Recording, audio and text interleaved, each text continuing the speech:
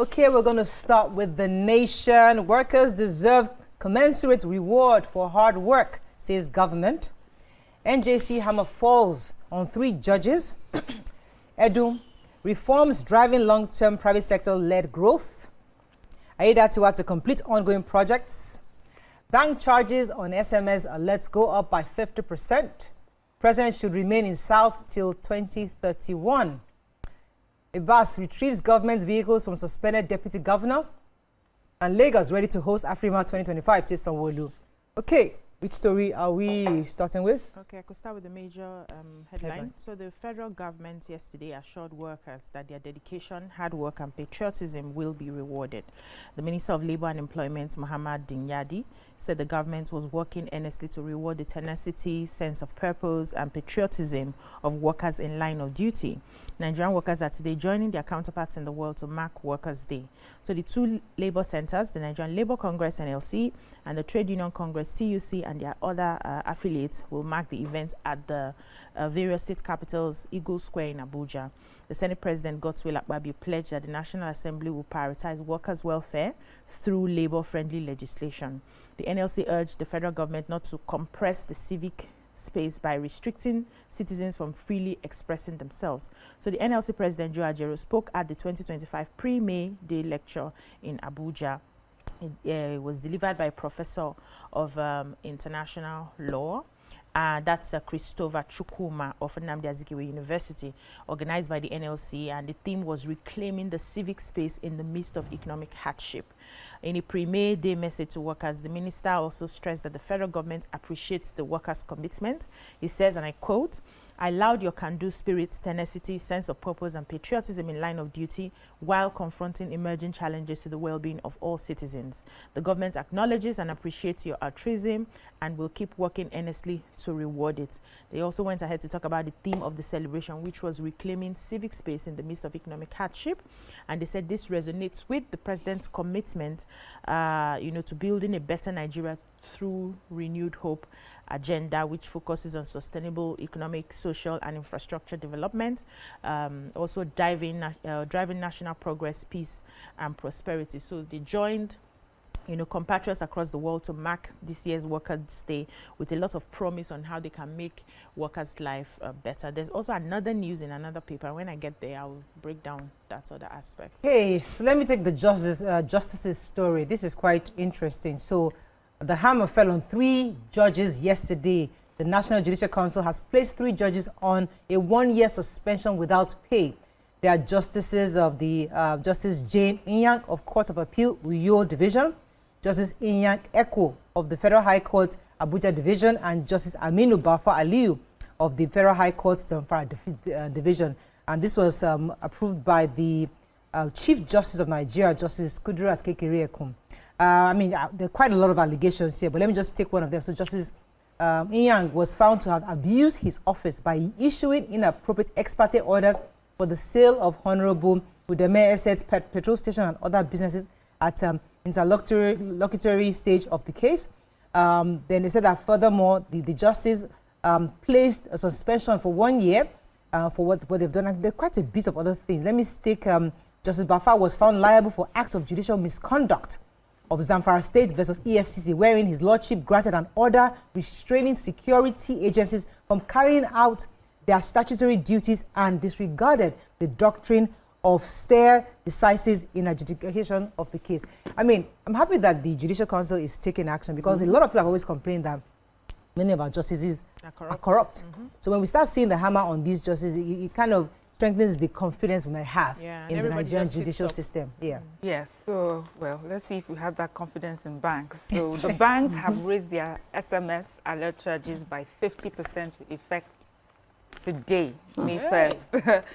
The banks that are, we have Guarantee Trust Bank, EcoBank, as well as others, have informed their customers that they're increasing their charges from to 6 naira. So GT Bank used to be 4 naira, is now 6 naira. And EcoBank used to be 5 naira, is now 6 naira. And the reason they're doing this is because of the rates that have gone up. As you know, NCC had approved the increase in the tariff rates for telecoms. So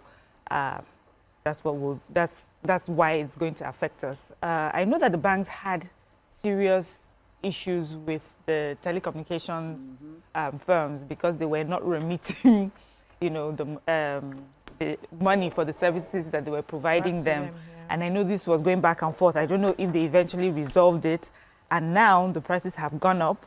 Is it to help to cover up for what, they could not meet up in the first place? But as usual, who suffers when two elephants are making money?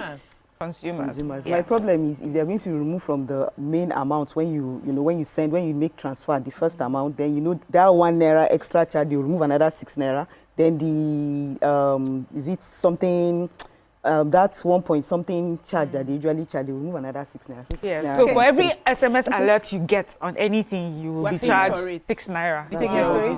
Okay, so I'm not taking my story. So this is on Rivers State government. They said they retrieved some vehicles. They said some vehicles assigned to the suspended Rivers State Deputy Governor, Professor Ngozi Odu, has been retrieved. And this retrieval has caused, a lot of people have been talking on social media and everywhere.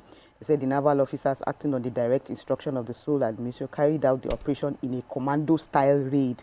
Wow. Taking away 2 Toyota Hilux vehicles and 1 Toyota bus. They said the action took place in the early hours of the day and has since sparked widespread condemnation across the state. But the government has come out to say that there was nothing to the withdrawal of the vehicles, describing the action as routine to protect public properties. And they also said that the action has been deliberately misrepresented by some persons, insisting that the retrieval of the 2 cars from the premises of the suspended deputy governor was lawful. The government has also said that it had been twisted by political opportunists seeking to create unnecessary tension. So they are saying that they urge all parties to exercise restraint and refrain from testing the resolve of an administration that has demonstrated remarkable patience in the face of the persistent provocation, and that the public is advised to disregard sensationalized accounts of the incident and focus instead on the government's ongoing efforts to restore stability and good governance in Rivers State. I think it's still too early. We should wait for the suspension to elapse before. Okay, let me take one more story for the break quickly. The Punch May Day push, Labour demands wage review to ease cost of living crisis. UK speaks on Britain's arrested Nigeria for arms deal. Afrima Lagos ready to host Africa, says Sanwo-Olu. Wike fires back at Atiku and Dele Momodu over zoning comment. CBEX resumes operations despite SEC ban and 1.2 trillion naira EFCC probe. Okay, let's take one story for the break. I have the... I have CBEX. It's quite long, though. So despite the alleged 1.2 trillion digital trading fraud that affected reportedly over 600,000 Nigerians, they said the Crypto Bridge exchange trading platform has resumed operations and announced fresh withdrawal options in a move to restore investor confidence. They said 2 traders on the CBEX platform confirmed to Punch that the digital firm had quietly resumed operations. New users are allowed to register, trade and withdraw profits despite the investigations going on. As we know, they were shut down because of, by EFCC. They were shut down and EFCC had declared 8 persons wanted for promoting the program. The names are there, and we remember the names that were given. One of them, Adifowora Abiodun, one of the leader and trader on the platform, voluntarily surrendered himself to EFCC. SEC condemned the operations of the Ponzi scheme, but they are hoping that, CBEX is hoping that this will be, after investigation, everything will be resolved and they would, the allegations of fraud or any association as a Ponzi scheme will be dropped. So they don't think that, that they're guilty of what it is that they have been accused of. So, okay, let's go on a very short break. When we come back, we continue with the review. Stay with us. We'll be right back.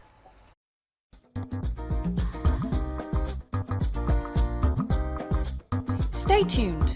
Your View will be right back.